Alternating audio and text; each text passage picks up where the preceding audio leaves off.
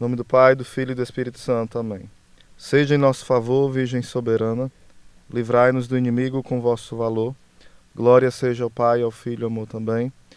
Quem é um só Deus em pessoas três, agora e sempre, sem fim. Amém.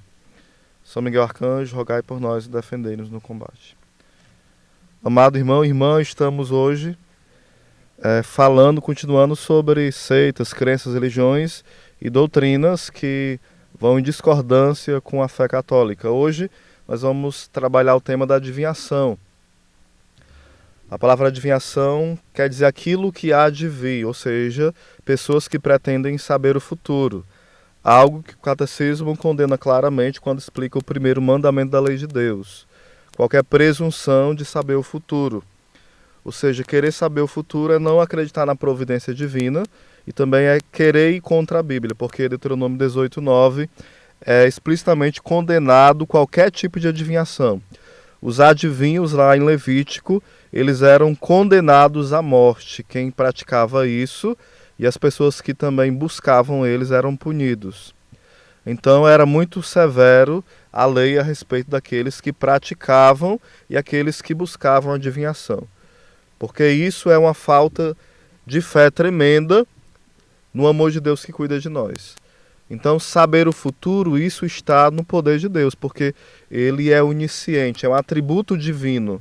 Então, quando o homem quer saber o futuro, ele quer dizer, eu quero ser Deus, que é a primeira tentação que Satanás fez para com Eva e com Adão, dizendo que eles seriam deuses ao comer o fruto proibido. E daí hoje, quando nós desobedecemos e queremos também saber o futuro, nós queremos ser deuses. Então, de fato, é um grave pecado contra o mandamento de amar a Deus. E muitas pessoas podem pensar o seguinte, mas qual o problema tem saber o futuro, né? Eu diria que, usando até mesmo a lógica, é insensato querer saber o futuro, porque nós não damos conta para cuidar direito nem do presente, porque a vida ela é árdua, é difícil. Mesmo na caminhada com Deus, e melhor dizendo, na caminhada com Deus a vida é difícil, e sem Ele mais ainda, porque a gente não tem forças. Então, se a gente não dá conta direito nem do presente, por que querer saber o futuro? Nós vamos nos ocupar com aquilo que ainda não existe, então isso também é insensato. Até tem uma brincadeira que o pessoal conta, né, que a pessoa foi para a mulher que era cartomante e falaram que ela sabia tudo. Aí ele bateu palma, bateu na porta, a mulher falou quem é. Aí ele falou assim, eu vou embora, essa mulher não sabe de nada, não sabe nem meu nome, como é que ela sabe as outras coisas da qual eu vou falar? Se ela não sabe nem o meu nome, outras coisas ela não vai saber. Então, a adivinhação é nesse sentido. Às vezes tem pessoas que são charlatões e vão enganando as pessoas, persuadindo, usando um psicológico fraco das pessoas. Existe também pessoas que, de fato, por uma ação do demônio, de espíritos malignos, elas conseguem saber coisas do passado. E essas coisas do passado, quem vai ouvindo fica assim, puxa, essa pessoa sabe mesmo o meu passado. E por saber o meu passado, ela deve saber o meu futuro, mas isso é uma enganação. E quais são os tipos de adivinhação? As cartomantes, a quiromancia, ou seja, a leitura de mãos, também quem joga búzios, a bola de cristal, tudo isso são tipos de adivinhações. A astrologia também entra nisso, mas eu já expliquei outra vez o que é astrologia. Então a adivinhação, todas essas práticas, leitura de mão, baralhos, búzios, bola de cristal, tudo isso é uma grande enganação. Como eu falava antes, o demônio pode mostrar para aquela pessoa coisas do seu passado, porque os demônios estão de fato ao nosso derredor, querendo nos tragar, querendo nos engolir. Então ele sabe os seus passos e os meus. Então ele vai mostrar para aquela pessoa que trabalha com adivinhação algumas coisas do seu passado para que você, a partir daí, comece a achar que ela também sabe o seu futuro.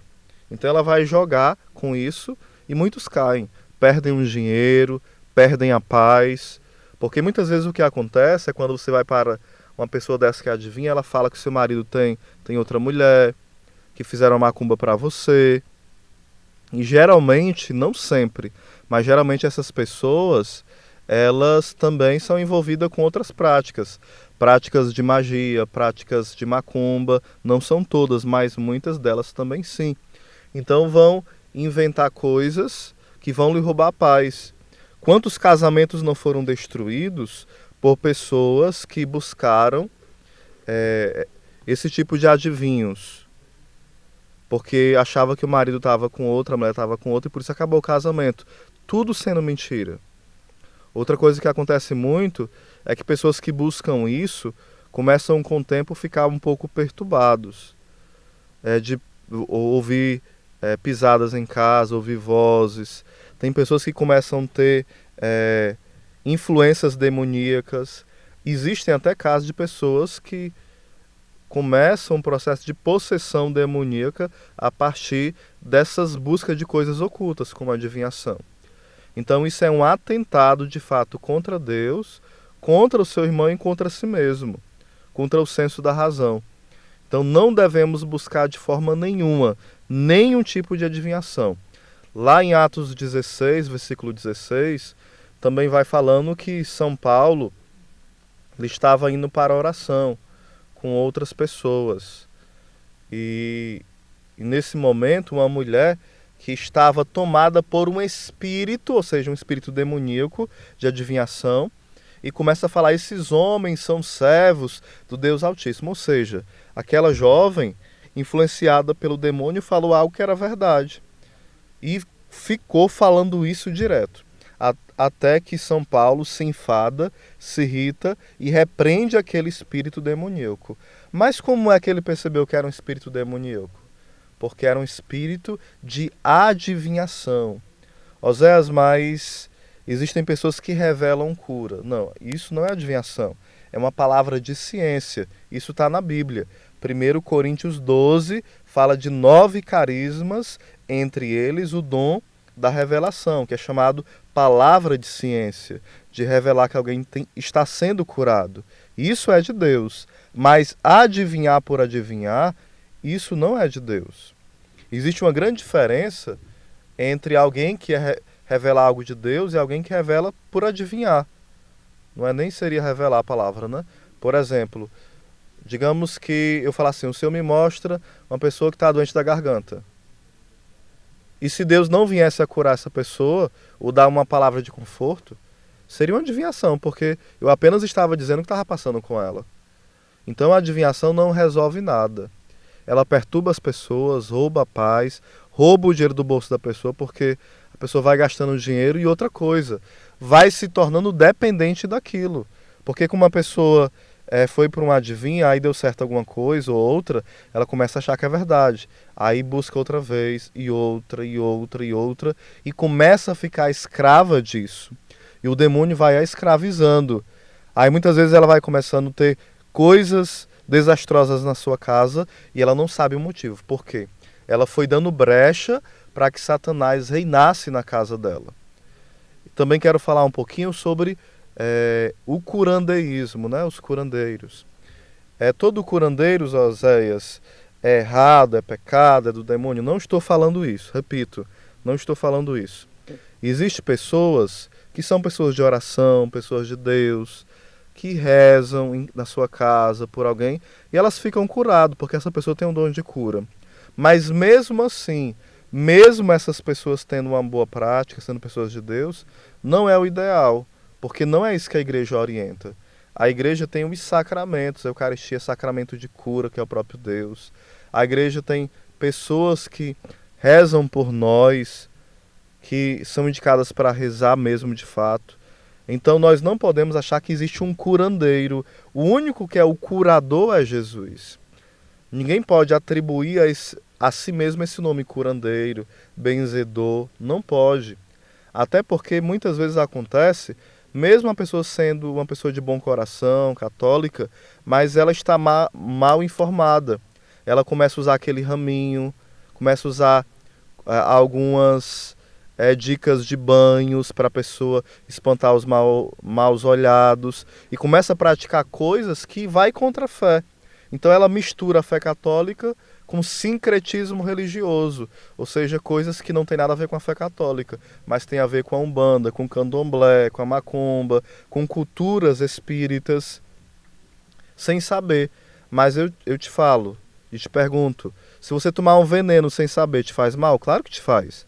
Se você der um tiro na sua cabeça, pensando que não tem bala, e tem bala, você morre mesmo assim.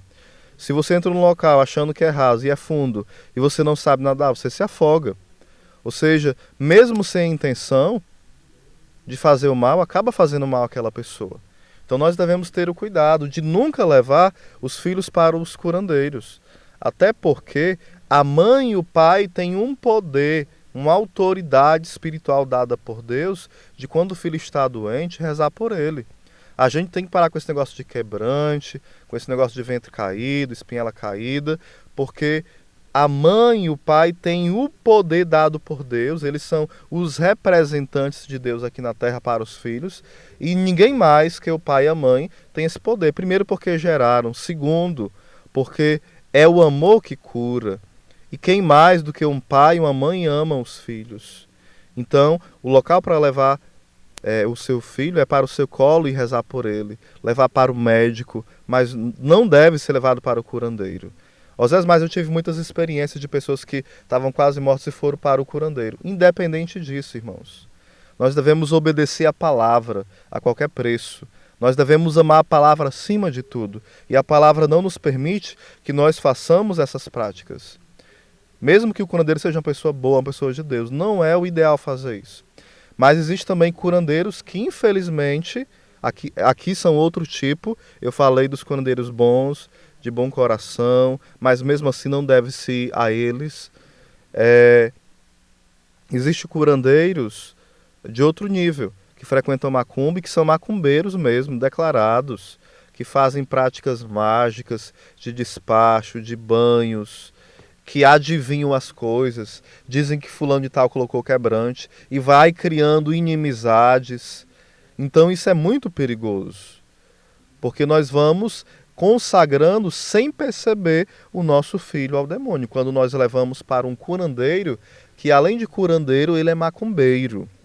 Não estou falando que consagramos ao demônio quando é um curandeiro daquele nível que eu falei antes. Eu estou falando de curandeiros que de fato praticam macumba para fazer o mal. Então, quando nós levamos nossos filhos para lá, nós estamos dizendo: eu não tenho fé em Deus, eu não tenho fé no amor que eu tenho pelo meu filho, mas eu tenho fé somente nas pessoas. E quando você deixa de confiar em Deus para confiar nos homens, é sinal que você virou um idólatra. Então, que a partir de hoje, eu sei que é difícil e é duro ouvir isso, porque você talvez passou a vida toda ouvindo e praticando isso, e achando que é certo, que é normal, não tem mal nenhum. Se não fizer bem, mal não faz. Não é assim que funciona a fé católica. Ou você é católico ou você não é. Católico não deve de forma nenhuma ir para adivinhos, curandeiros, macumbeiros. Tudo isso fere o coração do nosso amado Deus. Então que a partir de hoje você renuncie, se foi, se confesse, peça perdão, não se acuse, não se condene, mas se arrependa de fato. Porque hoje o Senhor quer quebrar todas as correntes que nos prende a essas práticas. Amém.